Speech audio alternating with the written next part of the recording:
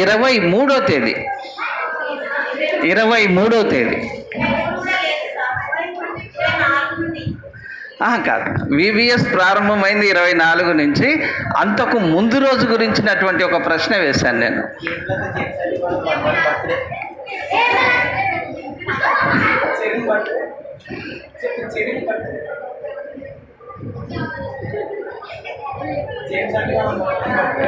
సరే, పేతురు గురించి చెప్పారు. లక్ష్యం కొరకై అన్వేషణ అనేటువంటి ఈ పుస్తకంలో ఇంకొకరి గురించి కూడా చర్చిస్తున్నారు. ఇప్పుడు కూడా క్లూ ఇచ్చేశారు మీకు.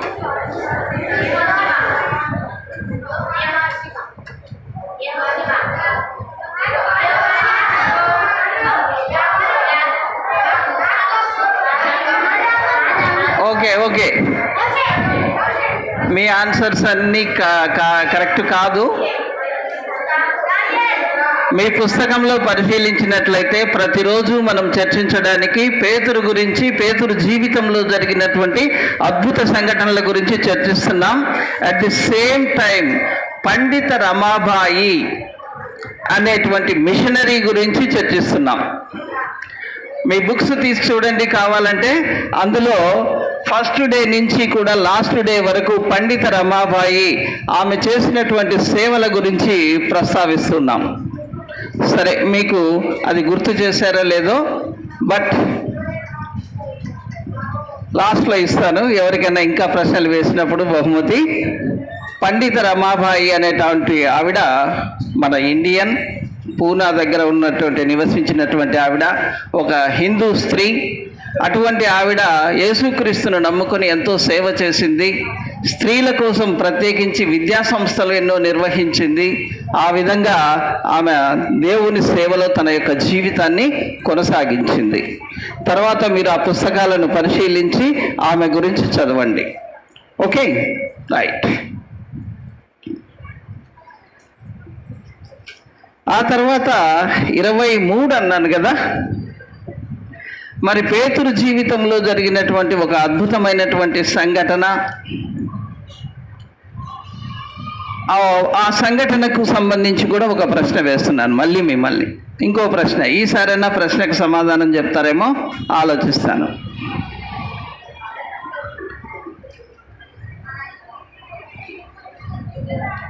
మీకు ఒక క్లూ ఇస్తాను.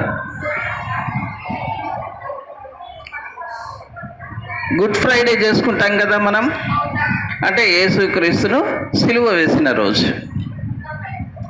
కానీ మన ఇంగ్లీష్ క్యాలెండర్ ప్రకారం అయితే లాస్ట్ మంతే మనం గుడ్ ఫ్రైడే చేసుకున్నాం కదా.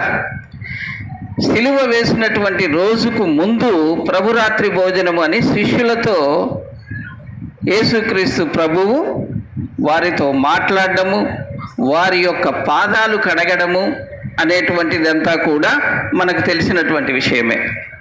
అంటే గుడ్ ఫ్రైడేకు ముందు రోజు చాలా చర్చిల్లో ప్రభురాత్రి భోజనము అనేటువంటిది ఆచరిస్తూ ఉంటారు. ప్రభురాత్రి భోజనము అనేటువంటిది ఆచరిస్తుంటారు. లాస్ట్ సప్పర్ అంటుంటారు. ఆ లాస్ట్ సప్పర్ ఇంగ్లీష్ క్యాలెండర్ ప్రకారం కాదు, ఈ నెలలో జ్యూస్ క్యాలెండర్, యూదుల క్యాలెండర్ ప్రకారం, అంటే ఇజ్రాయిల్, పాలస్తీనా ఆ ఏరియాస్లో ఈ నెలలోనే ఒక పండుగను నిర్వహిస్తారు, పస్కా పండుగ అని కదా. ఆ పస్కా పండుగకు ముందు రోజు యేసుక్రీస్తు తన శిష్యుల యొక్క పాదాలు కడిగాడు.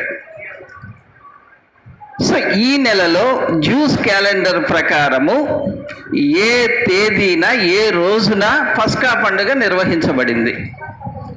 మన ఇంగ్లీష్ క్యాలెండర్ ప్రకారం లాస్ట్ మంతే జరిగిపోయింది, గుడ్ ఫ్రైడేకు ముందు. అంటే మోస్ట్లీ 28న మనం గుడ్ ఫ్రైడే చేసుకున్నాం లాస్ట్ మంత్, మార్చి నెలలో. కానీ ఇజ్రాయిల్ దేశంలో, పాలస్తీనా దేశంలో ఉన్నటువంటి క్రిస్టియన్స్ ఈ నెలలో పస్కా పండుగను చేశారు. ఆ పస్కా పండుగ ఏ రోజున చేశారు?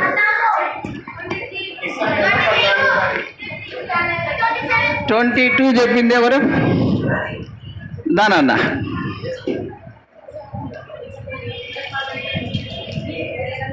22nd.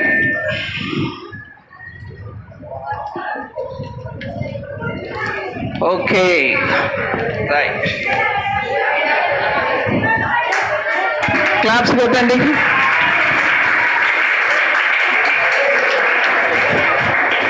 సో గమనించండి, మనం ఏదైతే ఇక్కడ ధ్యానిస్తున్నామో ఆ ధ్యానానికి సంబంధించినటువంటి 2 విషయాలు ఈ నెలలోనే ఉన్నాయి. 22 పస్కా పండుగ నిర్వహించబడింది. అయితే ఇజ్రాయిల్ పాలస్తీనా దేశంలో యుద్ధం జరగడం వల్ల ఎవరి ఇళ్లల్లో వాళ్ళు మౌనంగా పస్కా పండుగను నిర్వహించుకోవడం జరిగింది. అక్కడ యుద్ధం జరుగుతూ ఉంది కాబట్టి. 23వ తేదీ లక్ష్యం కొరకై అన్వేషణ అనేటువంటి మన పుస్తకంలో ఉండేటువంటి మిషనరీ పండిత రమాబాయి గురించి కూడా చర్చించడం జరిగింది. అంటే తెలియకనో తెలుసో మొత్తం మీద పుస్తకంలో రాయబడినటువంటి 2 విషయాలు ఇదే నెలలోనే ఉన్నాయి. 22 పస్కా పండుగ, 23 పండిత రమాబాయి జన్మదినం. ఓకే, ఇంకా మిమ్మల్ని తర్వాత కూడా ప్రశ్నలు అడుగుతాను. అప్పుడు సమాధానం చెప్పినటువంటి వారికి గిఫ్ట్స్ ఇస్తాను ఖచ్చితంగా. తర్వాత ఇంకో ప్రశ్న వేస్తాను.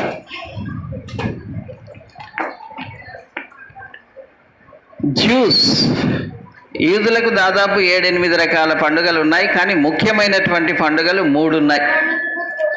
ఆ 3 పండుగల పేర్లు ఎవరైనా చెప్పగలరా?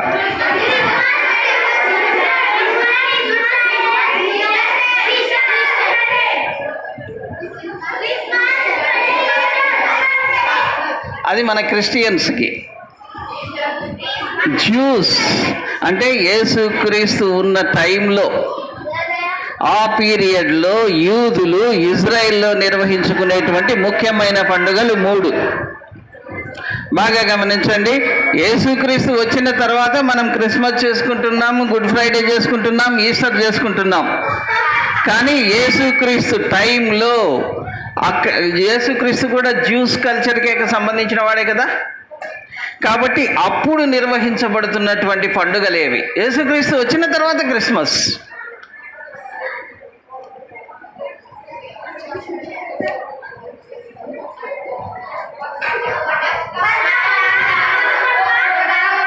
ఒకటి పస్కా పండుగ ఆల్రెడీ చెప్పుకున్నాం.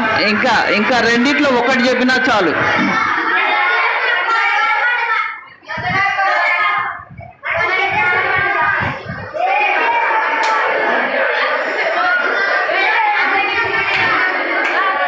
సరే, నేనే చెప్పేస్తాను. పస్కా పండుగ అనేటువంటిది మార్చి ఏప్రిల్లోనే జరుగుతుంది. డేట్ కూడా చెప్పుకున్నాం మనం ఇందాక, 22వ తేదీ జరిగింది అని. ఆ తర్వాత మే జూన్లో పెంతెకోస్తు వారాల పండుగ అనేటువంటిది నిర్వహించబడుతుంది. తర్వాత సెప్టెంబర్ అక్టోబర్లలో పర్ణశాలల పండుగ అనేటువంటిది కూడా నిర్వహించబడుతుంది. సో పస్కా పండుగ, పెంతెకోస్తు పండుగ, పర్ణశాలల పండుగ. సో బాగా గమనించండి, ఎందుకు ఈ పండుగల గురించి మనం ఇప్పుడు చర్చించాల్సి వచ్చిందంటే, మనం చెప్పుకోబోయేటువంటి అంశానికి ఈ పండుగలకు సంబంధం ఉంది. ఈ పండుగలప్పుడు అక్కడ ఉన్నటువంటి జెరూసలేంలో, Israel country or Palestine country, Jerusalem, ఈ ప్రాంతంలో ఎవరైనా సరే జ్యూస్ అనేటువంటి వాళ్ళు, అంటే అక్కడ ఉన్నటువంటి యూదు మతానికి సంబంధించినటువంటి వారు, అంటే క్రీస్తు రాకముందు అక్కడ ఉన్నటువంటిదంతా కూడా జ్యూసే కదా, వాళ్ళు ఖచ్చితంగా ఈ 3 పండుగలలో పురుషులు మాత్రమే, ఖచ్చితంగా ఒక నిబంధన ఉంది. యూదు పురుషులంతా కూడా జెంట్స్ అన్నమాట. జెంట్స్ అందరూ కూడా ఖచ్చితంగా ఆ పండుగలో ఎక్కడ ఉన్నా కూడా ఆ పండుగలప్పుడు చర్చికి వెళ్ళాలి. మనం సండే వెళ్తుంటాం, క్రిస్మస్ రోజు వెళ్తూ ఉంటాం కదా. మనం ఖచ్చితంగా వెళ్తామో లేదో మనకు గ్యారంటీ లేదు కదా. నమ్మకం బాగా బలంగా, దైవికంగా మనం బాగా బలంగా ఉన్నప్పుడు ఖచ్చితంగా ప్రతి ఆదివారము చర్చికి వెళ్తాం. క్రిస్మస్ రోజు తప్పకుండా వెళ్తాం. మన దాంట్లో కూడా చాలామంది కేవలం క్రిస్టియన్సే ఉంటారు. కొంతమంది కేవలం క్రిస్మస్ పండుగ రోజు మాత్రమే వెళ్తారు. అలా కాదు, జ్యూస్లో వాళ్ళు ఖచ్చితంగా ఈ 3 పండుగలప్పుడు ఎక్కడున్నా కూడా జెంట్స్ అందరూ కూడా ఆ కంట్రీలో ఎక్కడున్నా కూడా జెరూసలేమును సందర్శిస్తారు, జెరూసలేములో ప్రేయర్ చేస్తారు. సో అలాగే మరి ఆ కల్చర్ను గౌరవిస్తూ యేసుక్రీస్తు కూడా తన శిష్యులు ఎంతమంది? 12 మంది శిష్యులు. తన 12 మంది శిష్యులను తీసుకొని జెరూసలేంకి వెళ్ళాడు. ఎక్కడుంది జెరూసలేం అంటే మనము మ్యాప్లో చూడొచ్చు, పర్టికులర్గా ఇప్పుడు యూట్యూబ్లో కూడా మనం చూడొచ్చు. అయినప్పటికీ కూడా సీనాయి పర్వతం అని విన్నాం కదా, ఈ సీనాయి పర్వత ప్రాంతంలో ఈ యొక్క చర్చి అనేటువంటిది ఉంది. అక్కడికి వెళ్ళాడు జీసస్ క్రైస్ట్ తన శిష్యులు 12 మందితో. వెళ్ళిన తరువాత అక్కడ కొన్ని సంఘటనలు జరిగాయి. అది పేతురు జీవితంలో ఒక అద్భుతమైనటువంటి సంఘటన, తన శిష్యులందరి మధ్యలో జరిగినటువంటి ఒక అద్భుతమైనటువంటి సంఘటన. ఏంటి ఆ సంఘటన అంటే, ఆ సందర్భంగా అక్కడ ఉన్నటువంటి ఒక మేడ మీద గది అంటారు, అప్పర్ రూమ్ అనేసి బైబిల్స్లో, ఇంగ్లీష్ బైబిల్స్లో మెన్షన్ చేయడం జరిగింది. సో ఆ మేడ మీద గదిలో వాళ్ళందరూ కూడా భోజనానికి ఉపక్రమించారు. పస్కా పండుగ భోజనం అంటారు దాన్ని. ఆ తర్వాత యేసుక్రీస్తు ప్రభువు సిలువనెక్కిన తర్వాత ఆ తర్వాత కాలక్రమంలో మనం ఇప్పుడు ఏం ఆచరిస్తున్నామంటే ప్రభురాత్రి భోజనం అని ఆచరిస్తున్నాం ఆ రోజును. అయితే పస్కా పండుగకు ముందు రోజు యేసుక్రీస్తు తన 12 మంది శిష్యులతో అక్కడ ఉన్నటువంటి ఒక మేడ మీద గదిలో వారందరితో కలిసి భోజనం చేయడానికి కూర్చున్నారు. అయితే ఎలా కూర్చున్నారు అనేటువంటిది కూడా ఇక్కడ ముఖ్యం. ఎందుకంటే వాళ్ళు కూర్చున్నటువంటి పద్ధతి ఏది అంటే, దాన్ని కొన్ని రెఫరెన్స్ బైబిల్స్లో ఏమన్నారంటే ట్రైక్లీనియం అన్నారు. ఏమన్నారు? ట్రైక్లీనియం అంటే 3 వరుసలుగా కూర్చోవడం. మనము ఎక్కడైనా మన ఫొటోస్, క్యాలెండర్స్ చూస్తే మనకు కనపడాలని అంతా కూడా ఒకే సైడ్గా కూర్చున్నట్టు చూపిస్తుంటారు. కానీ అలా కాదు వాళ్ళు కూర్చునింది. ట్రైక్లీనియం అనేటువంటి ఆ పద్ధతిని మనం గమనిస్తే మీకు సింపుల్గా అర్థం కావడానికి మనం చెప్పుకుంటే యూ షేప్లో జీసస్ క్రైస్ట్తో పాటు కొంతమంది శిష్యులు, తర్వాత ఈ వైపు కొంతమంది శిష్యులు, ఈ వైపు కొంతమంది శిష్యులు, అంటే 3 వరుసలుగా కూర్చున్నారు. ఈ 3 వరుసలుగా కూర్చున్న తర్వాత అక్కడ ఒక సంఘటన జరిగింది. ఈ సంఘటన జరగడానికి ముందు ఇంకో సంఘటన జరిగింది. దాన్ని బైబిల్లో అప్పర్ రూమ్ డిస్కోర్స్ అంటారు, మేడ మీద గది సంభాషణ అని. అంటే భోజనానికి ముందు ఒక సంఘటన జరిగింది. ఆ సంఘటన ఏంటి అని మనం ఆలోచిస్తే, యేసుక్రీస్తు శిష్యులలో ఎవరు గొప్ప అనేటువంటి ఒక చిన్న తర్కం బయలుదేరింది. యేసుక్రీస్తు శిష్యులలో ఎవరు గొప్ప, who is the greatest among us, who is the greatest among us అనేటువంటి ఒక చర్చ జరిగింది. ఆ చర్చను మనం పరిశీలించినట్లయితే యేసుక్రీస్తు శిష్యులలో సీమోను పేతురు మొట్టమొదట ఏమన్నాడంటే, నేను యేసుక్రీస్తు పక్కన నేనే కూర్చోవాలి, ప్రధానమైనటువంటి శిష్యుణ్ణి. మనం కూడా ఆలోచిస్తుంటాం కదా అప్పుడప్పుడు ఇలా, నేను ప్రధానమైన శిష్యుణ్ణి, నేను యేసుక్రీస్తు ప్రక్కన నేనే కూర్చోవాలి.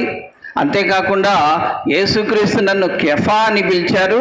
కెఫా అంటే బండ, పేతురు అంటే కూడా బండనే. సో నన్ను కెఫా అని కూడా పిలిచారు అంటే బండ అని కాదు, బండ మీద లేదా రాతి మీద సంఘాన్ని కట్టబోతున్నాడు అని జీసస్ క్రైస్టు ఆయనకు ఆ పేరు పెట్టాడు, కెఫా అని. సో పేతురు ఏమంటున్నాడు, నేనే గొప్ప, ఎందుకంటే నాకు ఒక పేరు పెట్టాడు, సంఘాన్ని నిర్మించమని చెప్పాడు, కాబట్టి ప్రధానంగా నేనే గొప్ప అన్నాడు. అలా అంటే మిగతా శిష్యులు ఊరుకుంటారా? మిగతా శిష్యుల్లో మనం గమనిస్తే యోహాను ఉన్నాడు. యోహాను అలా ఎలా కుదురుతుంది పేతురు, నేను ఆయన రొమ్మున ఆనుకొని ఆయన ప్రేమను పొందిన వాణ్ణి. బాగా గమనించండి, బైబిల్లో యోహాను గురించి ఈ మాట చెప్తారు, నేను ఆయన రొమ్మున ఆనుకొని ఆయన ప్రేమను పొందిన వాడిని, ఆయనకు బంధువు కూడా అవుతాను, నేను రిలేషన్ కూడా ఉంది, ఆయనకు నేను బంధువును కూడా అవుతాను. అంతేకాకుండా అంతకుముందు నేను బాప్తిస్మం ఇచ్చు యోహాను యొక్క శిష్యుడని కూడా నేను. మరి ఇన్ని గొప్ప విషయాలు నాలో ఉన్నాయి కాబట్టి నేను గొప్ప, నేను కూర్చోవాలి ఆయన పక్కన అని యోహాన్ అన్నాడు. అలా అనేసరికి శిష్యుల్లో ఇంకొక శిష్యుడు యాకోబు. ఇప్పుడు కూడా ఒక బిట్ అడుగుతున్నాను మిమ్మల్ని, ఒక క్వశ్చన్. యాకోబుకు ఇంకొక పేరు కూడా ఉంది, ఆ పేరేంటి? అక్కడ చేయి చూపించారు కాబట్టి ఆ అమ్మాయిని అడుగుదాం. కాదు,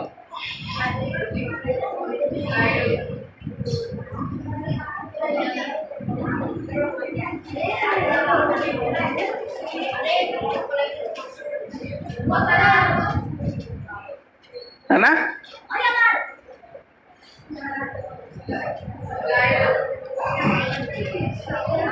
ఓకే, నేనే చెప్పేస్తాను, మనకు సమయం లేదు.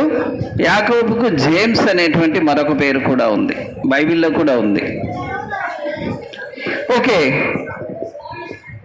ఆ జేమ్స్ ఏమన్నాడంటే, ఆ మాటకు వస్తే యోహాను నేను కూడా బంధువుణ్ణి, నీకు సోదరుణ్ణి కూడా, కాబట్టి యేసుక్రీస్తు నన్ను కూడా ప్రేమించాడు కాబట్టి నేను ఆయన పక్కన కూర్చోవాలి అన్నాడు. యేసుక్రీస్తు పక్కన ఎవరు కూర్చోవాలి, ఎవరు గొప్ప, ఎవరు ప్రధానమైనటువంటి వారు? సరే గమనిద్దాం. యాకోబు ఆ మాట అనగానే ఆంద్రేయ అనేటువంటి మరొక శిష్యుడు ఉన్నాడు. 12 మంది శిష్యుల పేర్లు తెలుసా మీకు అందరికీ? తెలుసుకోవాలి. ఆంద్రేయ అనేటువంటి శిష్యుడు ఏం చేశాడంటే, ఇక్కడ బంధుత్వాలు హిందుత్వాలు జాంతానాయి, బంధుత్వాలు కాదు, ఇక్కడ యేసుక్రీస్తు ప్రేమను పొందినటువంటి వారు. అప్పుడప్పుడు యేసుక్రీస్తు మా ఇంటికి కూడా వచ్చారు. కాబట్టి ఆ మాటకు వస్తే ఆయన పిలుపునందుకొని ఆయన్ను అనుసరించినటువంటి వాడిని నేను, ఆయన పిలుపునందుకొని ఆయన్ను అనుసరించినటువంటి వాడిని నేను. కాబట్టి నేను శిష్యులలో ప్రధానంగా ఉండాలి, యేసుక్రీస్తు పక్కన నేను కూర్చోవాలి. ఆంద్రే అన్నాడు ఇలా. ఇంకా కొంతమంది శిష్యులు ఉన్నారు, పేర్లు చెప్తాను. ఫిలిప్పు, బర్తోలోమయి, తోమా, మత్తయి, ఆల్ఫాయి కుమారుడైనటువంటి ఇంకొక యాకోబు, లబ్బయి అని పిలువబడేటువంటి యూదా, తద్దయి, కోననీయుడైనటువంటి సీమోను, చివరికి ఇస్కరియోతు యూదా కూడా అక్కడ ఉన్నాడు. ఇస్కరియోతు యూదా కూడా ఆ ప్రభురాత్రి భోజనంలో, తర్వాత అది ప్రభురాత్రి భోజనం అన్నారు, పస్కా భోజనంలో ఆయన కూడా ఉన్నాడు. ఆయన కూడా మీ కార్యక్రమాలన్నీ నిర్వహించేటువంటి వాడిని నేను, ఈ కార్యక్రమ నిర్వహణ కోసం డబ్బులు సమకూర్చుకునేటువంటి, అంటే నా దగ్గర డబ్బులు ఉన్నాయి అనేటువంటి ఫీలింగ్ కూడా చూపించాడు. డబ్బులు ఉంటే గొప్ప కదా. ఇస్కరియోతు కూడా యూదా కూడా ఆ మాట అన్నాడు. ఇప్పుడు ఎవరు గొప్ప? ఎవరికి వాళ్ళు వాళ్ళ వాళ్ళ ప్రత్యేకతలను బట్టి, యేసుక్రీస్తు వాళ్ళను పిలిచిన విధానాన్ని బట్టి ఎవరికి వాళ్ళు యేసుక్రీస్తు నన్ను ప్రేమించాడు, నన్ను గొప్పగా చూశాడు, నేనే గొప్ప అంటే వాళ్ళలో ఒక ఇగో బయలుదేరింది. ఎవరు గొప్ప? Who is greatest among us? ఇప్పుడు మనం కూడా చాలాసార్లు అనుకుంటుంటాం కదా, నేనే గొప్ప అని. శిష్యులలో అలాంటి తలంపు వచ్చింది. యేసుక్రీస్తు గమనించాడు, వీళ్ళకు ఖచ్చితంగా ఒక గుణపాఠం నేర్పించాలి, ఒక లెసన్ చెప్పాలి, వీళ్ళకు ఒక జీవిత పాఠాన్ని నేర్పించాలి అనేసి ఆయన ఆ భోజన బల్ల దగ్గరికి రాగానే ఇంకా అందరూ ఎవరంతకు వాళ్ళు సైలెంట్ అయి కూర్చున్నారు. 3 వరుసల్లో కూర్చున్నారు. ఇప్పుడు ఇంకా ఎవరు ప్రధానమని కాదు, యేసుక్రీస్తుని చూసేసరికి ఎవరి వాళ్ళు ఏ సీటు ఏ కుర్చీ దొరికితే ఆ కుర్చీలో కూర్చున్నారు. 12 మంది కూర్చున్నారు. యేసుక్రీస్తు లేచాడు. లేచి తన పై వస్త్రాన్ని తీసి పక్కన పెట్టాడు. పక్కన పెట్టి ఒక తువాలు నడుంకు కట్టుకున్నాడు. టవలు నడుంకు కట్టుకున్నాడు. టవలు నడుంకు కట్టుకోవడము, తువాలు నడుంకు కట్టుకోవడము అనేటువంటి విషయాన్ని పరిశీలిస్తే పాలస్తీనా సంస్కృతిలో, ఇజ్రాయిల్ కల్చర్లో, అక్కడక్కడ మన భారతదేశంలో కూడా నడుంకు కట్టుకొని ఇలా కొంతమంది ప్రవర్తిస్తుంటారు. అంటే వాళ్ళు బానిసలు కానీ, లేదా దాసుడు కానీ, లేదా పనివాడు కానీ అయింటారు. యేసుక్రీస్తు అంతటి వాడు ఏం చేశాడు? నడుముకు తువాలు కట్టుకున్నాడు, టవల్ కట్టుకున్నాడు. కట్టుకున్న తర్వాత ఒక పళ్ళెంలో నీళ్లు తీసుకొని శిష్యుల యొక్క పాదాలను కడగడం ప్రారంభించాడు. పాదాలు కడగడం, తర్వాత ఆ తువాల్తో వాళ్ళ పాదాలను తుడవడం, ఇది చేస్తూ వచ్చాడు. ఇప్పుడు ఎవరు గొప్ప? యేసుక్రీస్తు అంతటి వాడే శిష్యుల పాదాలు కడుగుతున్నాడు. ఎందుకు కడిగాడు? అలాగే అలా కడుగుతూ తుడుస్తూ వచ్చేసరికి పేతురు దగ్గరికి వచ్చాడు. పేతురు ఏమన్నాడంటే, ప్రభువా, నువ్వేంటి మా పాదాలు కడగడం?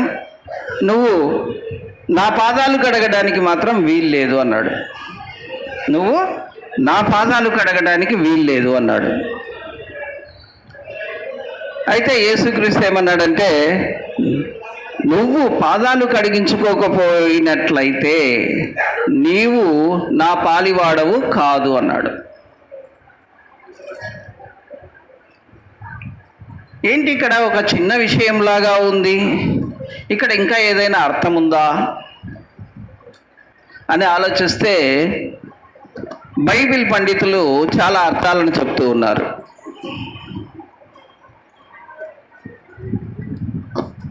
ఆయన ముందుగా ఇజ్రాయెల్ కల్చర్ను గమనిద్దాం. ఎవరైనా కూడా భోజనానికి ఉపక్రమించే ముందు ఏం చేస్తారంటే వాళ్ళ పాదాలు కడుక్కుంటారు. మనం కూడా అంతే కదా, ఎవరైనా గెస్ట్లు వచ్చినారనుకోండి మన ఇంటికి, నీళ్ళు ఇస్తామా లేదా కాళ్ళు కడుక్కోండి అని. మన ఇండియన్ కల్చర్లో కూడా ఉంది అది. భోజనానికి ఖచ్చితంగా మన గెస్ట్ ఉంటున్నాడు అంటే కాళ్ళు కడుక్కొని రండి అనేసి ఆహ్వానిస్తుంటాం, లేదంటే జనరల్గా ఏదో టీ ఇచ్చి పంపించేస్తుంటాం. సో ఇజ్రాయెల్ కల్చర్లో, పాలస్తీనా కల్చర్లో ఏంటంటే ఖచ్చితంగా పాదాలు కడుక్కొని భోజనానికి కూర్చోవాలి. మరి శిష్యులు పాదాలు కడుక్కోలేదా? యేసుక్రీస్తు శిష్యులు పాదాలు కడుక్కోలేదా అంటే కొంతమంది ఏమంటున్నారంటే బైబిల్ పండితులు, వాళ్ళు హడావిడిగా జీసస్ క్రైస్ట్ పిలవగానే వచ్చేసారు, కొంతమంది పాదాలు కడుక్కోలేదు అనేసి కొంతమంది అంటున్నారు. పాదాలు కడుక్కోకపోవడం కాదు, పాద శుద్ధి అనేటువంటిది వెరీ వెరీ ఇంపార్టెంట్. పాదశుద్ధి ఏంటి? పాదశుద్ధి మన యొక్క నడకను నేర్పించడానికి, మన యొక్క నడతను అంటే మన జీవన విధానాన్ని తీర్చిదిద్దడానికి పాదాలు కడుక్కోవడం అనేటువంటిది అవసరం. మరి మీరంతా భోజనానికి ఉపక్రమించే ముందు మీ ఇళ్లలో పాదాలు కడుక్కొని భోంచేస్తున్నారా? కనీసం చేతులన్నా కడుక్కుంటున్నారో లేదో తెలియదు. సో మనం ఏం నేర్చుకుంటున్నాం? యేసుక్రీస్తు అంతటి వాడే శిష్యుల పాదాలు కడుక్కోకుండా భోజనానికి ఉపక్రమించాడు అనేసి వాళ్ళ పాదాలు కడుగుతున్నాడు. అంత మాత్రమే కాదు, వాళ్ళ యొక్క నడకను తీర్చిదిద్దాలనుకున్నాడు. ఎందుకు? వాళ్ళు చాలా చాలా గొప్పగా ఫీల్ అవుతున్నారు కదా. వాళ్ళ యొక్క నడతను, వాళ్ళ యొక్క జీవన విధానాన్ని కూడా తీర్చిదిద్దాలనుకుంటున్నాడు. ఎవరు తమను తాము తగ్గించుకోగలిగినటువంటి వారే గొప్ప. ఎవరు సేవకులకు సేవకుడిగా ఉంటారో వారు మాత్రమే గొప్ప. గమనించండి, ఎవరు తమను తాము తగ్గించుకుంటారో వారు మాత్రమే గొప్ప. ప్రభువు అంతటి వాడు తన్ను తాను తగ్గించుకొని శిష్యుల పాదాలు కడిగాడు.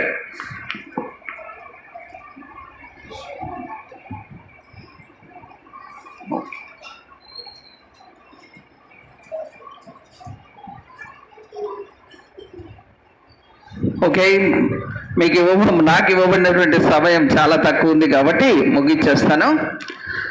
సో యేసుక్రీస్తు ఏం చేశాడు? వాళ్ళ యొక్క పాదాలు కడిగాడు.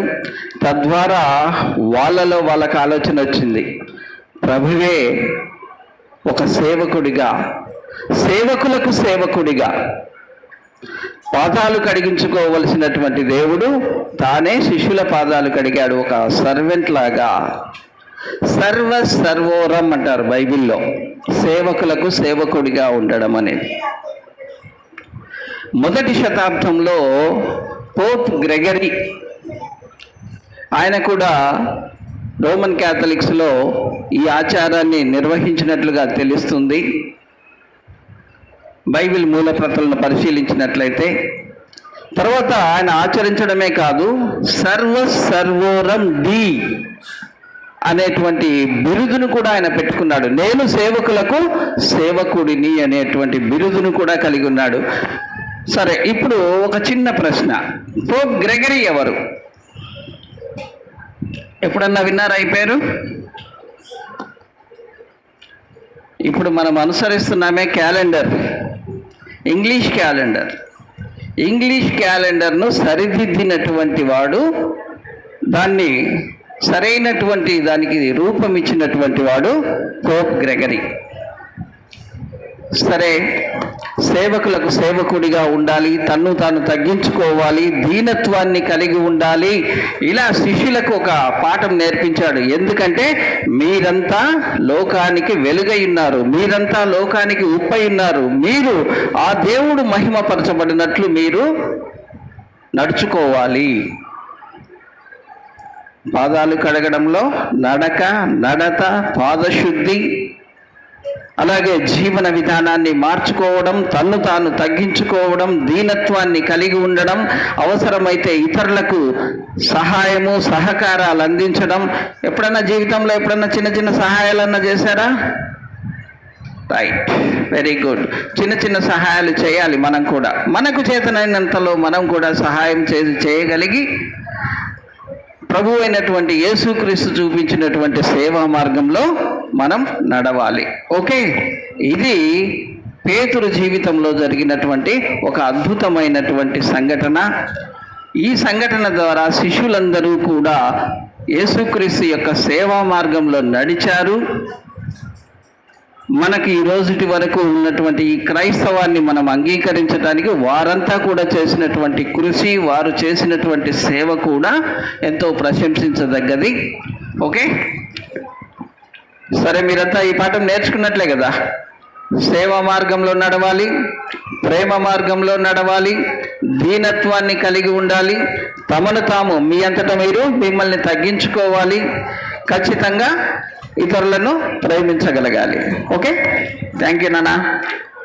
ఎవరైనా ప్రేయర్తో ముగిద్దామా?